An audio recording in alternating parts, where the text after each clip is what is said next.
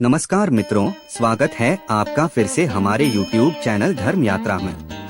मित्रों, यह कहानी है 4 धाम यात्रा के दौरान मरने वाली आत्माओं के साथ क्या होता है। मित्रों, आपका कीमती समय जाया न करते हुए कहानी की शुरुआत करते हैं। ऐत्रेय ब्राह्मण अर्थात जब मनुष्य सोया रहता है तब वह कलयुग में होता है। जब वो बैठ जाता है तब द्वापर में, और जब उठ खड़ा होता है तब त्रेतायुग में पहुंच जाता है।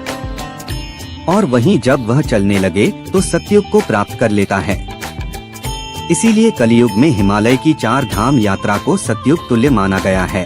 4 धाम अर्थात यमुनोत्री से शुरू होकर गंगोत्री, केदारनाथ के बाद बद्रीनाथ पर खत्म होने वाली वो यात्रा जिसका सीधा संबंध मन, विचार और आत्मा की शुद्धि से है।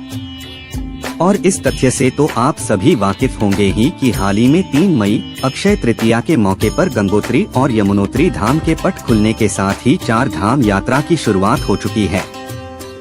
और इधर 6 मई को केदारनाथ धाम और रविवार को बद्रीनाथ धाम के कपाट खुलते के बाद तो मानो जैसे चारों धामों में श्रद्धालुओं का जमावड़ा हो गया है।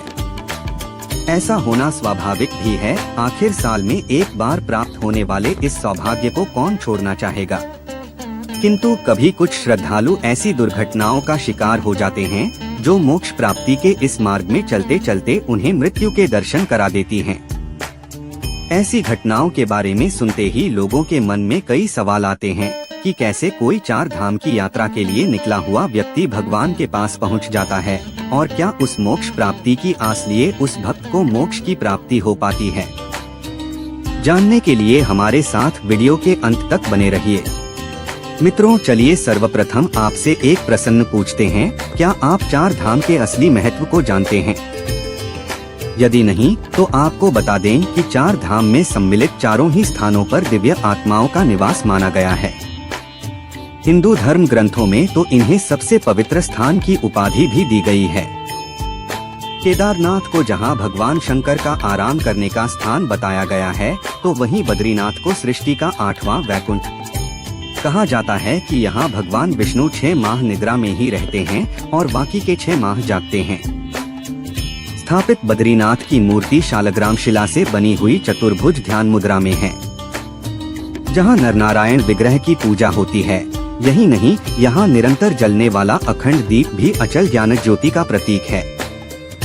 शिव पुराण के कोटि रुद्र संहिता में स्पष्ट रूप से वर्णित है कि सतयुग में बद्रीनाथ धाम की स्थापना नारायण ने की थी, जिसका कहना ये भी है कि भगवान केदारेश्वर ज्योतिर्लिंग के दर्शन के बाद बद्री क्षेत्र में भगवान नरनारायण का दर्शन करने से मनुष्य के सारे पाप नष्ट हो जाते हैं, साथ ही उसे जीवन मुक्ति भी प्राप्त हो जाती है। केदार घाटी की बात करें तो केदार घाटी में 2 पर्वत हैं, नर और नारायण। बताया गया है कि विष्णु के 24 अवतारों में से एक नर और नारायण ऋषि की यह तपोभूमि है। पुराणों में वर्णानुसार उनके तप से प्रसन्न होकर ही केदारनाथ में शिव प्रकट हुए थे। चलिए अब आपको इस यात्रा से मिलने वाले शुभ फल के बारे में बताते हैं। पुराणों में वर्णित है कि 4 धाम यात्रा करने मात्र से व्यक्ति के सभी पाप नष्ट हो जाते हैं। यही नहीं, 4 धाम यात्रा करने वाले व्यक्ति को जन्म मरण से मुक्ति मिल जाती है। साथ ही ये भी कहा गया है कि इस यात्रा में मृत्यु को प्राप्त हो जाना सबसे शुभ संकेत है। जी हाँ, क्योंकि अब उस व्यक्ति को जीवन मुक्ति प्राप्त हो चुकी है। बद्रीनाथ के बारे में एक प्रचलित कहावत, संभवतः आपने भी इसके बारे में सुना हो कि जो जाए बद्री वो ना आए ओदरी। अर्थात जो व्यक्ति बद्रीनाथ के दर्शन कर लेता है उसे पुनः उदर यानी गर्भ में नहीं आना पड़ता। शिव पुराण के अनुसार केदार तीर्थ में पहुंचकर वहां केदारनाथ ज्योतिर्लिंग का पूजन कर जो मनुष्य वहां का जल पी लेता है उसका पुनर्जन्म नहीं होता, अर्थात वो जीवन मरण के इस प्रक्रिया से मुक्त हो चुका है। उम्मीद करते हैं इसके बाद आपको हमारे वीडियो के मुख्य प्रश्न का उत्तर मिल गया होगा। इसके अलावा आपको बता दें कि जो भी व्यक्ति 4 धाम यात्रा करता है उसके जीवन में अभी तक लिए सभी अनुभवों में विस्तार होता है, उसकी स्मृतियाँ और सोच दोनों ही बढ़ती है। साथ ही उसे अपने जीवन के लक्ष्य और उद्देश्य का ज्ञान प्राप्त हो जाता है। अक्सर लोग जीवन के अंतिम पड़ाव में तीर्थ यात्रा पर जाते हैं, लेकिन जो युवा अवस्था में ही इस सौभाग्य को प्राप्त करता है तो जानो उसने ही सब कुछ पाया, वही परिपक्व और अनुभवी व्यक्ति है।